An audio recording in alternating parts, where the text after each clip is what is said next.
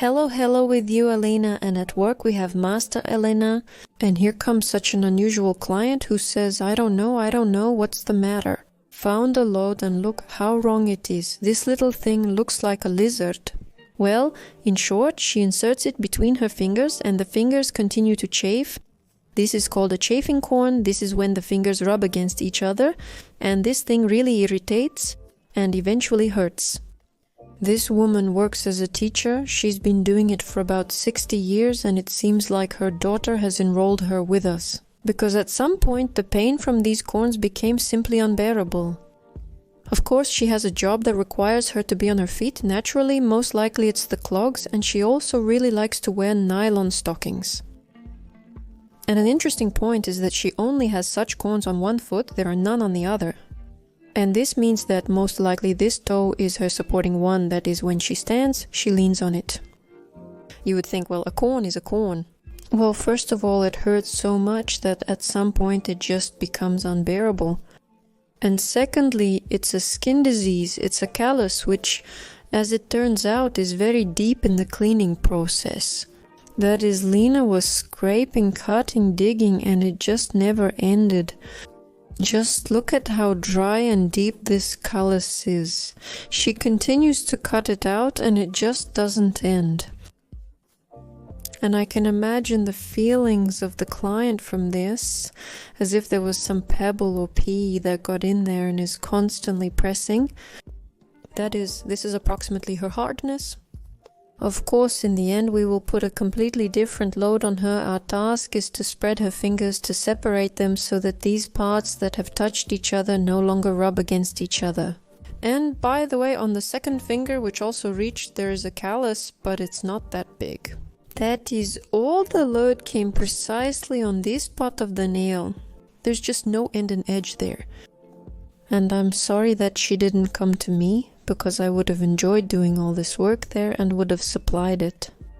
But just look at the treasures there. Now in work there are both tweezers and tiny pieces and straightening ones and what was not there.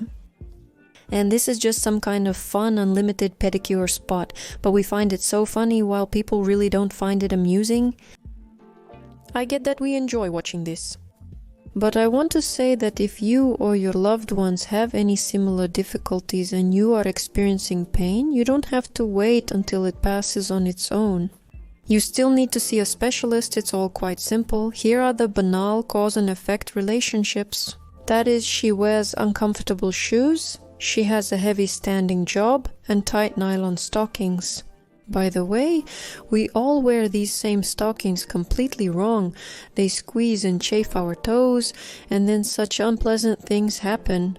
Of course, not for everyone and not always, but at some point, say 60 years, everything can turn out like this. Here's another interesting point. Notice how the little toe got tired and lay down to rest.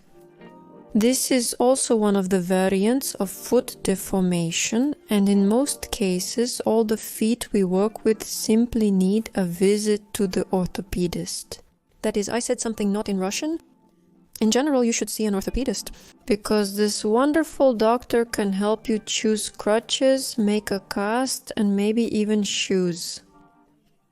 Unfortunately, it turns out that in our modern world there is absolutely no normal footwear. That is, all shoes are very, very beautiful, often expensive and almost never correct or comfortable. And what we accept as comfortable is just a matter of habit. That is, if you constantly, systematically experience some kind of pressure, then over time you get used to it and perceive it simply as a given and stop noticing. But as soon as this titanic load is lifted from you, you realize that all this time you were living and existing in some hellish conditions. Well, it's a double-edged sword. I of course just said it, but I think you understood me. I want to say that this woman experienced a colossal relief after just the first cleaning. And I'll add that we didn't manage to clean everything up 100% the first time. I think next time will be much better. But even now, just look at the crater there. It's just a pit under the nail and it's still not finished. That is, these old pieces of skin are constantly peeling off, and only the dry parts that can be scraped off are filed with the device. The live tissues are not filed, and you can see how much is left there. And look, there's something like a deep callus here. I can't say it's straight corn, it's hard to name, it's very, very rare. This is such an old case, it's already the umpteenth time Lena has been breaking through there. And now it's the turn of the second finger, the very part that touched this roller. Just look, it's just as deep there. Yes, we're working without anesthesia since the patient isn't in pain. That is, we work based on the client's feelings, constantly asking how the person feels during different manipulations. Naturally, we have no intention of causing any bleeding. It's important to work very, very carefully. In other words, we don't want to cause any bleeding.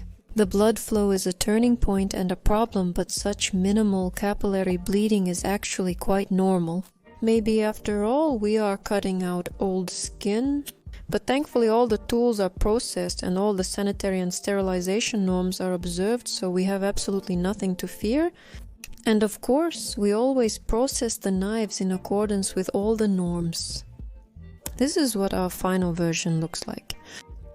And now Lena will be setting up the load. We had to make such a huge construction here, but in the end, when we finished it, we realized that we should have done it a little differently. But for now, let it go like this, because the client has already left and it reached us a bit late that we should have done it a little differently. The thing is, we put the load only on one finger, but we should have added exactly the same little hole on the second one.